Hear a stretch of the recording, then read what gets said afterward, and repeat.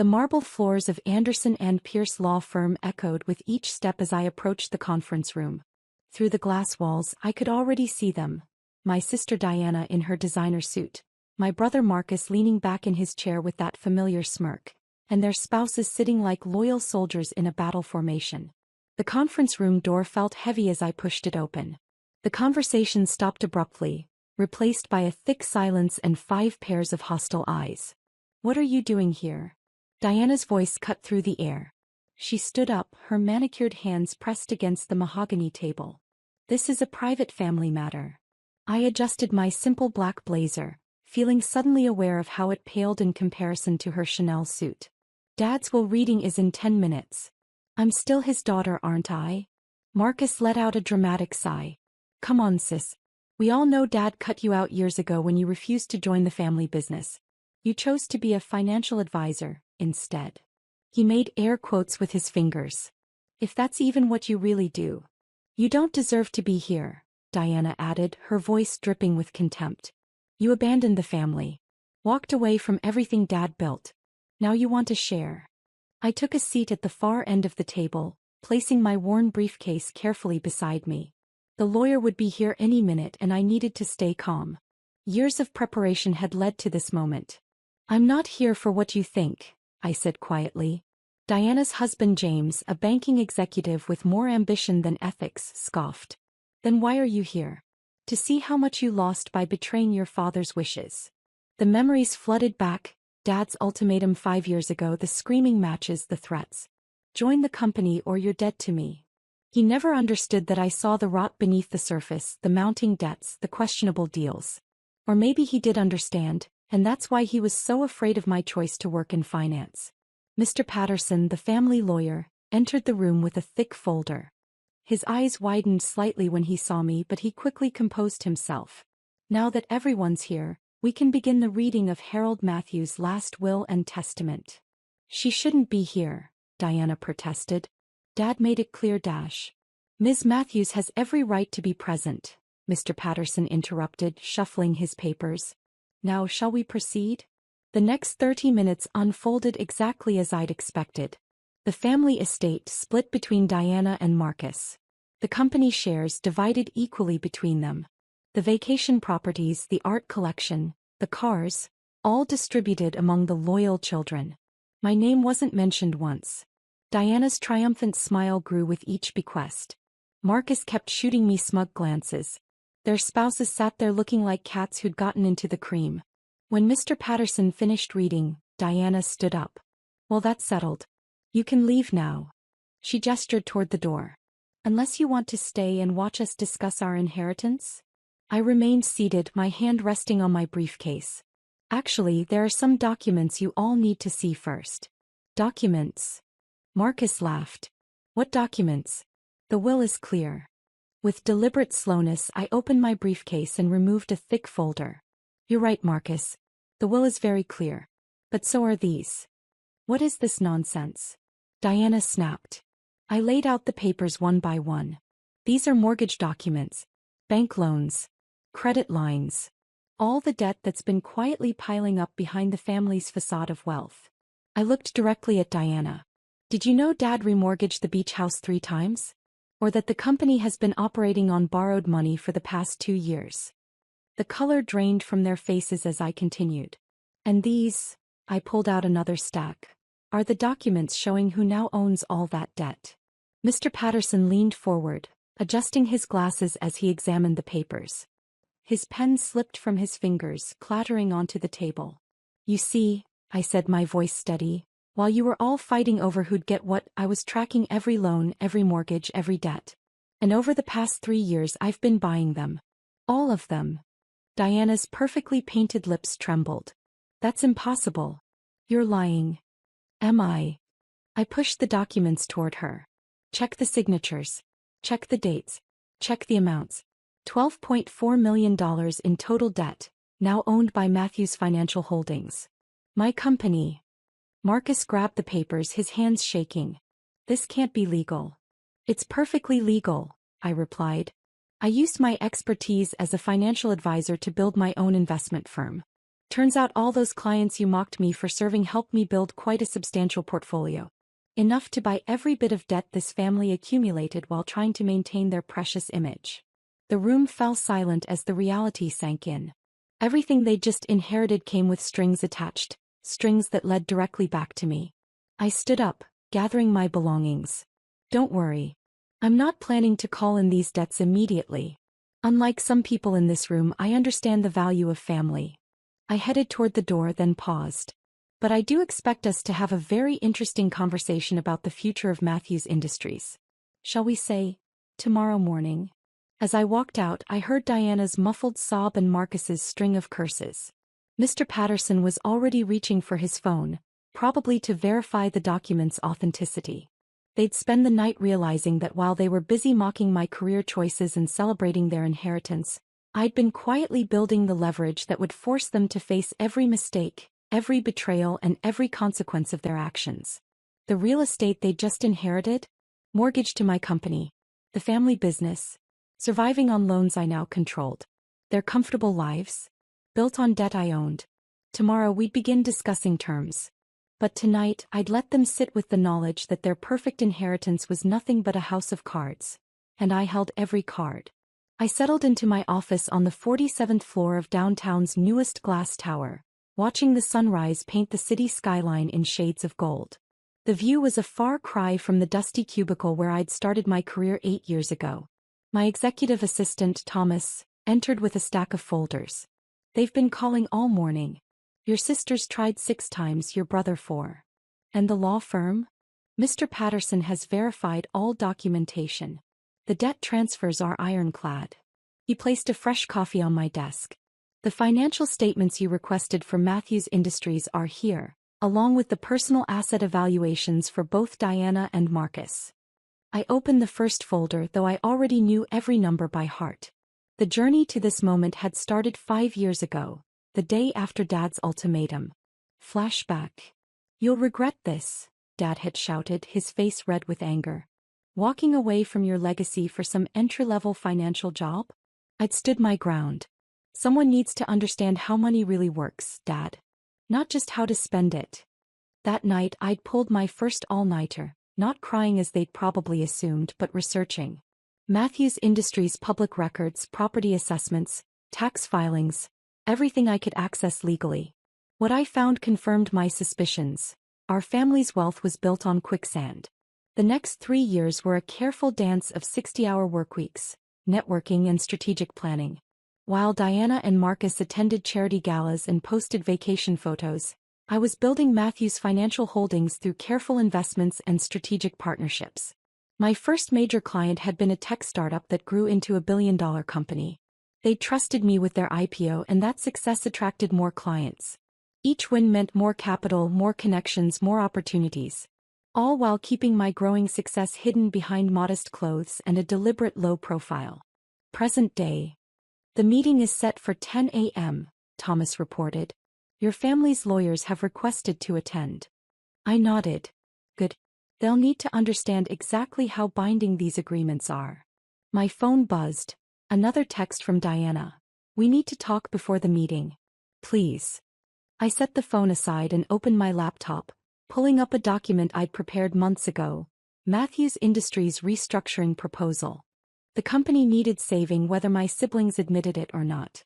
Dad's old-school management and their reckless spending had left it vulnerable. I had a plan to modernize operations, streamline costs, and expand into emerging markets. But first they needed to understand exactly how precarious their position was. Thomas cleared his throat. There's something else. Your brother's wife has been asking questions at their country club. Apparently, some of their regular lunch crowd includes your clients. I smiled. Of course they did. I'd carefully cultivated relationships with exactly the right people over the years. The same social circles my siblings used for showing off, I'd used for building my empire. Speaking of clients, Thomas continued, Mr. Davidson from the merger deal called. The papers are ready for signing whenever you're free. The Davidson deal. My latest acquisition that would push Matthews' financial holdings past the billion-dollar valuation mark. The irony wasn't lost on me that this milestone would come the same week I finally revealed myself to my family. I spent the next hour reviewing the documents for the meeting. Each page represented a piece of the puzzle I'd carefully assembled. The beach house mortgage, $2.3 million. The company's operating loans, $5.7 million. Diana's personal credit lines, $1.8 million. Marcus's investment debt, $2.6 million. Plus various smaller loans and obligations they'd accumulated trying to maintain their lifestyles. My phone buzzed again. Marcus this time, this is ridiculous. You can't do this to your own family. Family. The word they only seemed to remember when they needed something. I thought back to all the moments that had led here. Diana mocking my little office job, at Mom's funeral 2 years ago. Marcus telling his friends I was just a banker at his wedding. The holiday dinners where they seated me at the kids' table. The family photos I was conveniently left out of. Each slight had only fueled my determination. While they were laughing, I was learning. While they were spending, I was investing. While they were burning bridges, I was building an empire. A knock at my door interrupted my thoughts. It was Sandra, my head of legal. Everything's in order, she reported, setting down another folder. I've reviewed all the debt contracts. They're ironclad. Your siblings' lawyers won't find any loopholes. And the restructuring proposal? Aggressive but fair. It gives them a path forward while ensuring you maintain control. She paused. Are you sure you want to do this? Once we start, there's no going back. I stood up and walked to the window, looking down at the city below. They need this wake-up call. The company needs new leadership. I'm not doing this for revenge. I'm doing it to save what Dad built, even if he never understood that. Sandra nodded. The conference room is ready. We've set up the presentation and have copies of all relevant documents. Perfect. I checked my watch. 9:30. Let's give them a few minutes to stew when they arrive. I want them to see exactly where they are, and who they're dealing with. As Sandra left, I opened my desk drawer and pulled out an old photo. Dad, Mom, Diana, Marcus, and me at the company's 30th anniversary. We were all smiling then, before money and power had twisted everything. My phone lit up with another message, this time from an unknown number. Diana's husband, whatever your price is, name it.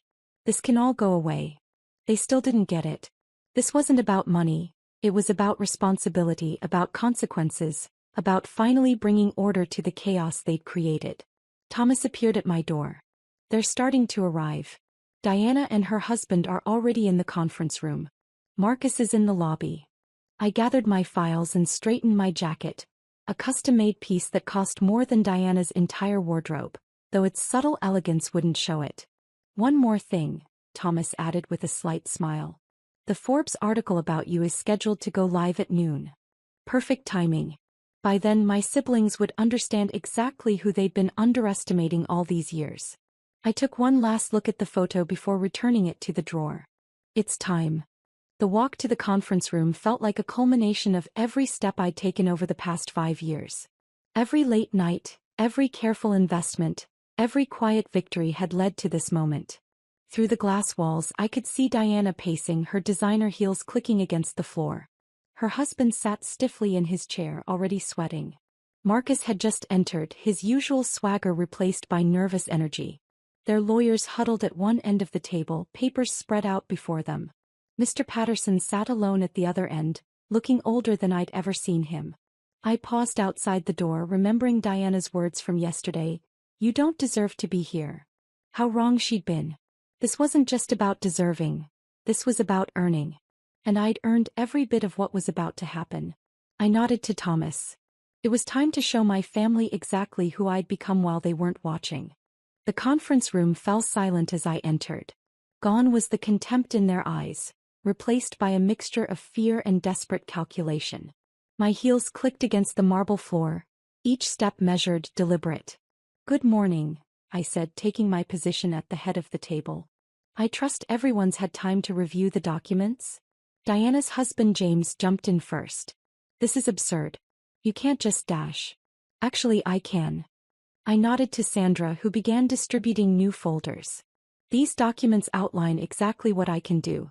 But more importantly, they outline what I'm willing to do instead." Marcus flipped through the papers frantically. "What is this?" "A takeover." "A rescue," I corrected. Matthews Industries is 3 months away from insolvency. The company's debt-to-equity ratio is unsustainable. Client contracts are being lost to competitors. And the market value of our core businesses has dropped 40% in 2 years. Diana's face flushed. That's not true. Dad would never dash. Dad hasn't been making the decisions for years. I cut in, pulling up the financial projections on the screen. You do have. And here are the results. The graphs told a stark story: declining revenues, mounting debts, failed expansions. 5 years of mismanagement displayed in clean, brutal lines.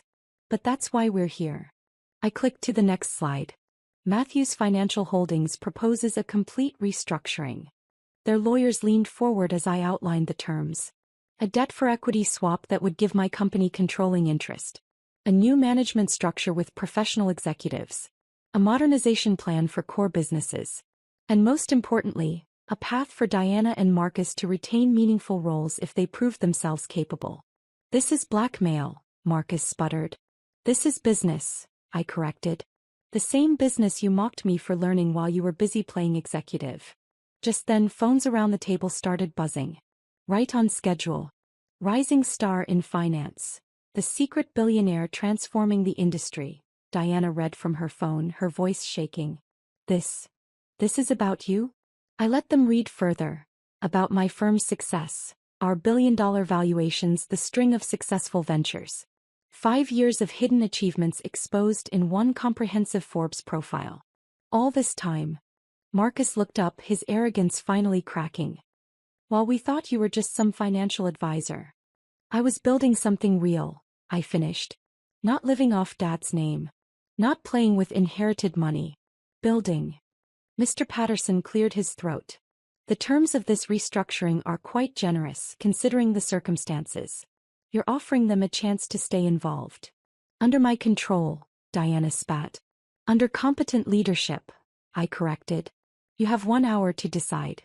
Either accept the restructuring or I'll call in all the debts immediately.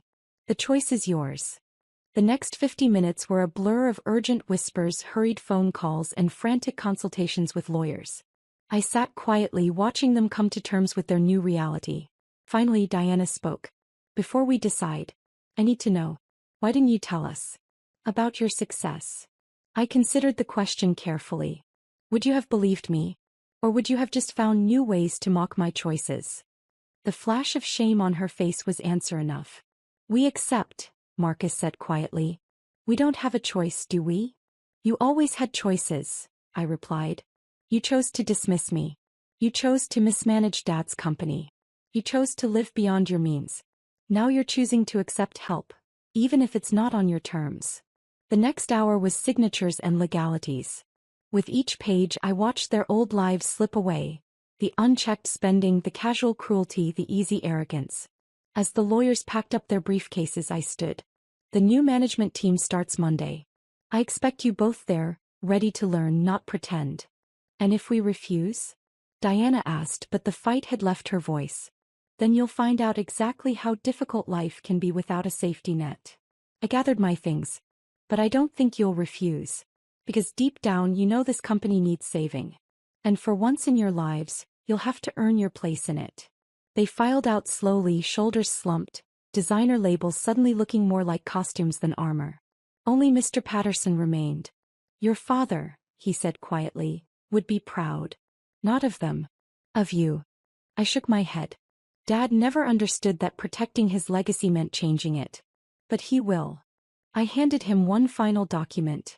Once the restructuring is complete, I'm renaming the company. Matthews Financial Group. A new beginning. Later that evening, I stood at my office window watching the city lights flicker on. My phone had been quiet for hours. No more desperate calls or angry texts. Thomas appeared with a glass of champagne. Congratulations, Ms. Matthews. Or should I say Tho Matthews? I took the glass, thinking about the long road ahead. Saving the company wouldn't be easy. Teaching my siblings real business would be even harder. But as I looked at my reflection in the window, no longer the dismissed younger sister but the leader I'd worked to become, I knew one thing. Every moment of underestimation, every dismissive comment, every family dinner spent at the kids' table had led to this. They'd thought I was settling for less by choosing finance over the family business. They never understood I was actually choosing more, choosing to earn my success rather than inherit it. My phone buzzed one last time. A text from Diana. I'm sorry. For everything. Can we talk tomorrow? About the company. About learning. I smiled, typing back a simple response. My office. 9 a.m. Don't be late. Sometimes the best revenge isn't destruction. It's reconstruction. Building something stronger from the ashes of what was broken. And as I raised my glass to the city skyline, I knew this was just the beginning.